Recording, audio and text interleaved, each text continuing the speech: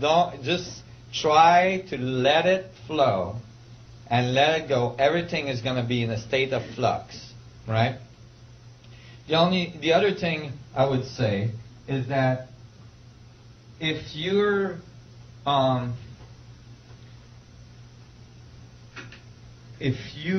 are aware of these changes that are going on in the solar system, you can start to actually synchronize your resonance pattern, your energy to it by intent.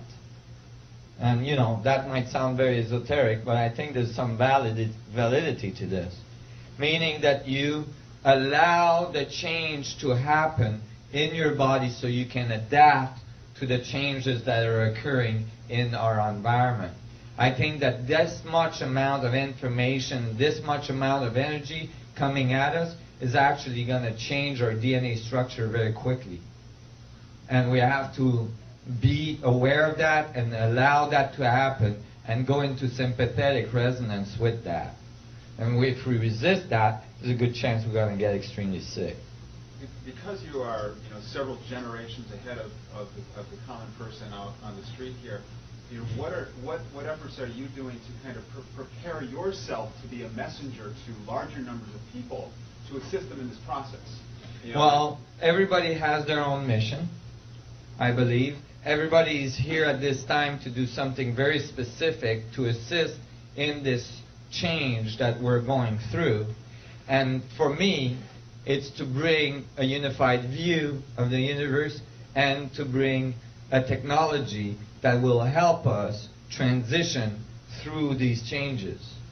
For you and for many others, it might be completely different and supportive of each other, I'm sure.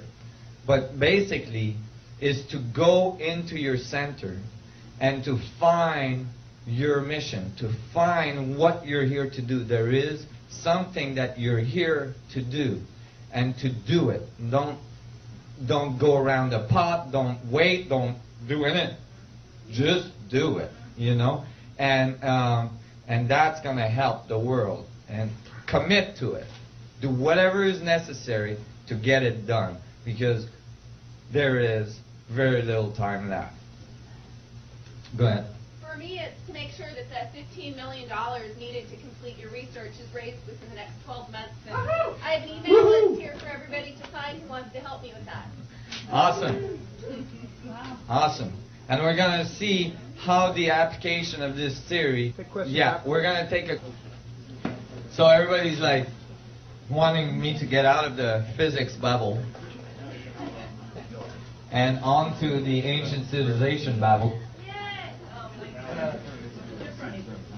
There's no difference, that's right.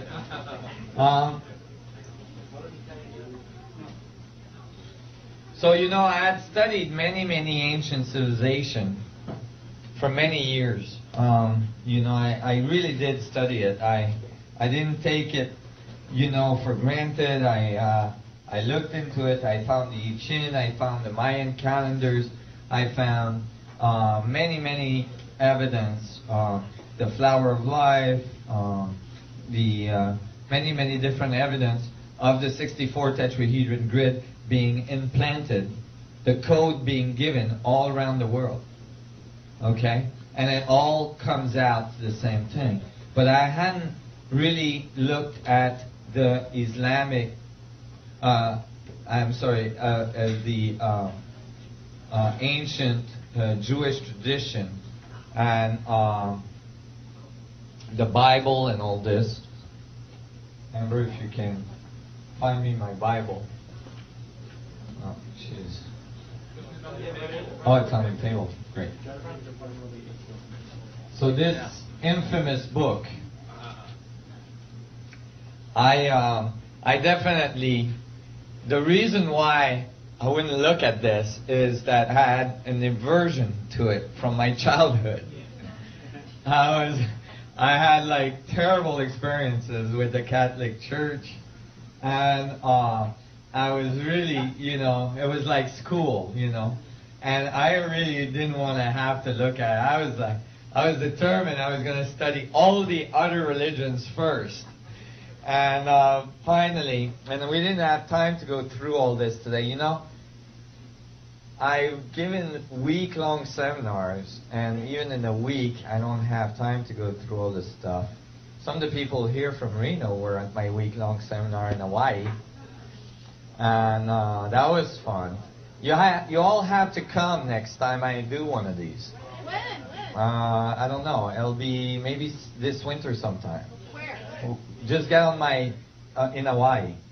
Just get on my email list, and you can all come to Captain Cook in Hawaii where I live, and we're going to have a great time. Swim with dolphins in the morning. I don't. Because I've been staying behind the scene for many years because I'm building technology, but actually now I'm ready to go public, and you're going to help me with that, right? Yes. Okay. Now, so I've been studying ancient civilization for a while. You all have enough energy for this part? Yeah. Okay. There you go. Wow, you guys are in. All right. And so I was really kind of, trying to avoid this part, but I got into it eventually, and I went to my local church, and I actually borrowed a Bible. And, they give them away most of the time.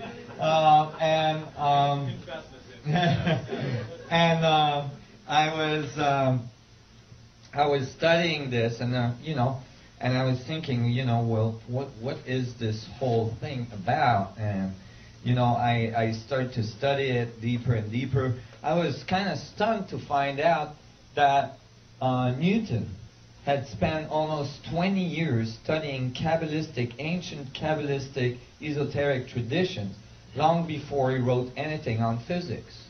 And actually, there is a book of his memoir that is from his own writing that says that actually all of the physics that he wrote, he pulled directly from the study of the Kabbalistic traditions.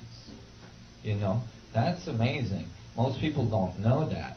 And he actually made a whole map of the floor plan of the Temple of Solomon, because he felt like if we could understand the floor plan of the Temple of Solomon, we could understand the foundation of the universe. He was convinced that embedded in the Kabbalistic tradition was, and the ancient Jewish tradition, there was the key to the foundation of creation. And so he dug for many years, and he extrapolated all of his laws of physics out of them. Now, he obviously didn't understand some of the foundation of the Kabbalistic tradition, which eliminates the possibility for a closed system or for an isolated system. But in any case,